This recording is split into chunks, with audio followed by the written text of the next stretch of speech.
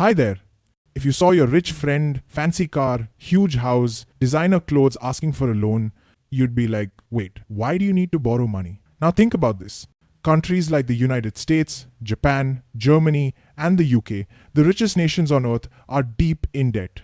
They have massive economies, trillions in revenue, yet they still keep borrowing more. How does that make sense? Today, we're going to break that down step by step in plain human language. No economics degree required. Chapter 1: The Strange Reality. Here's a crazy fact. The United States, the richest country in the world, owes over $34 trillion. Japan, over $9 trillion. The UK, over $3 trillion.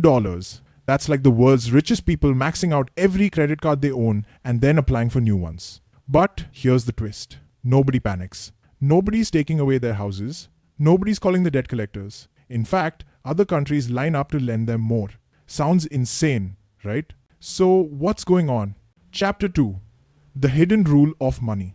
To understand this, we need to remember something important. Countries don't play by the same rules as people. If you borrow money, you owe it to the bank. If you don't pay, your credit score drops, your car gets taken, your house gets seized. But countries, they write the rules of money itself. They can print it. They can set interest rates. They can change the game anytime. So when a rich country borrows, it's not begging for help. It's fueling its own machine. Chapter 3: The Smart Borrower. Imagine this. You own a giant, successful bakery. You make delicious cakes, people love your brand, and every day you earn big profits. Now, you could just keep baking with your current ovens, but what if you could borrow money to buy 10 new ovens? So you make 10 times more cakes, 10 times faster. That loan might be big, but it helps you grow. It's called good debt.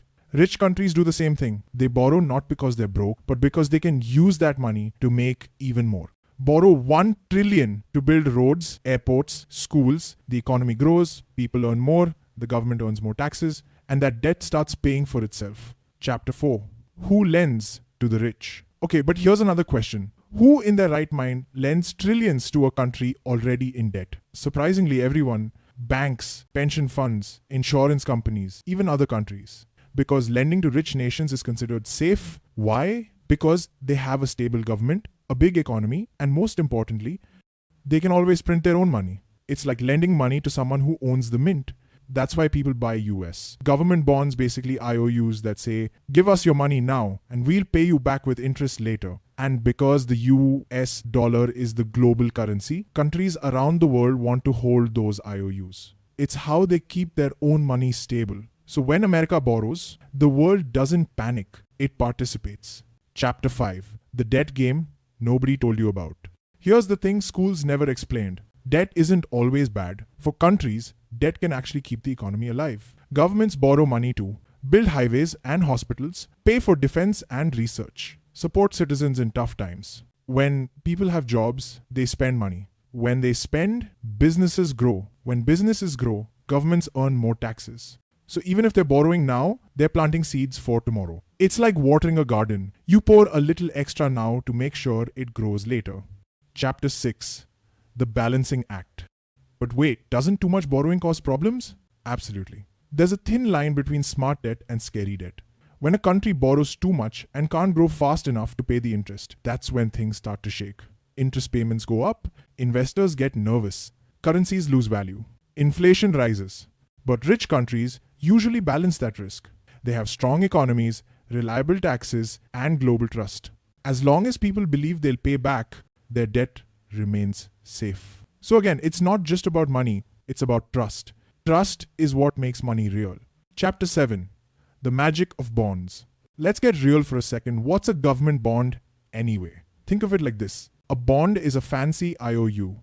The government says, lend us $100 today and in 10 years we'll pay you back $110. That $10 is your interest, your reward for trusting them. And because rich countries always pay their debts eventually, bonds become one of the safest investments on earth. That's why central banks, hedge funds, and even regular citizens buy them. Chapter 8: The Climax, the Paradox of Power. Here's where it gets intense. The richer a country becomes, the more it can borrow. Sounds backward, right? But think about it. When you have a steady job, the bank happily gives you a big loan. If you're broke, they won't lend you a dime. Same with nations. The US can borrow trillions because the world knows it's too big to fail. Smaller, poorer nations, they borrow a little and get crushed when things go wrong. That's the paradox. Power gives you more freedom to take risks and more safety when you do. Chapter 9. The real reason control. The real reason rich countries keep borrowing is control. Debt gives them influence. When the US borrows, it issues treasury bonds. Other countries like China, Japan, and Saudi Arabia buy those bonds. That means they're holding American debt. But it also means America controls them too. Because if those countries suddenly sell all those bonds, they'd hurt their own economies, not just the US. It's a web of dependence. Debt becomes not a weakness, but a tool of power. That's the hidden layer of global finance most people never see. Chapter 10. The myth of debt-free. Sometimes people say, we should pay off all our national debt. Sounds noble, but it's impossible. If the government stopped borrowing, the financial system would freeze. Banks, investors, pension funds, they all rely on government bonds. In fact, if the US ever became truly debt-free, there would be no safe place left for investors to put their money. Debt, in this strange way, keeps the system stable. It's the backbone of modern finance. Chapter 11.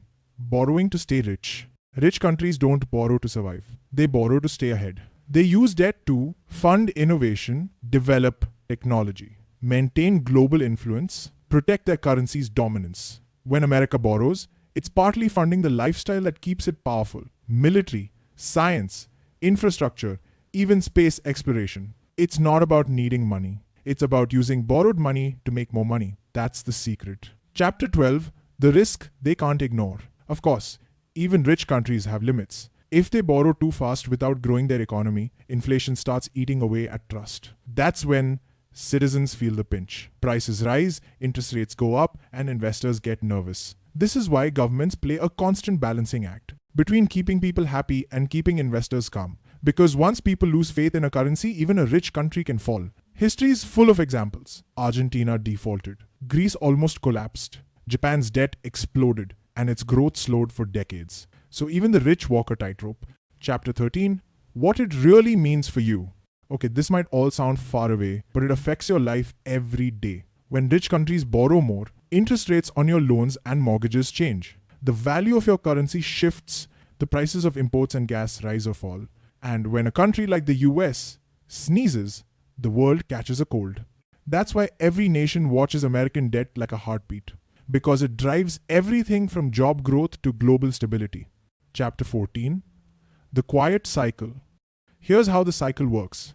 Governments borrow money, they spend it on programs, wages, and defense. That money flows into the economy. People earn it, save it, and spend it. The government taxes it again and uses that to pay interest. Round and round it goes. The system only breaks if people stop believing it'll keep spinning. That's why confidence, not cash, is the real fuel of the economy. Chapter 15. The payoff. The debt illusion. Here's the moment it all clicks. Rich countries don't borrow because they need to. They borrow because they can. Debt, for them, isn't danger, it's leverage. It gives them the power to expand, influence, and invest without giving up control. And as long as people keep trusting their currency, the game continues. That's the real secret of modern wealth. Not gold, not oil, trust. Trust in the government, trust in the system. Trust that tomorrow will be okay. That trust is what turns paper into money and debt into power. Thanks for watching and stay curious.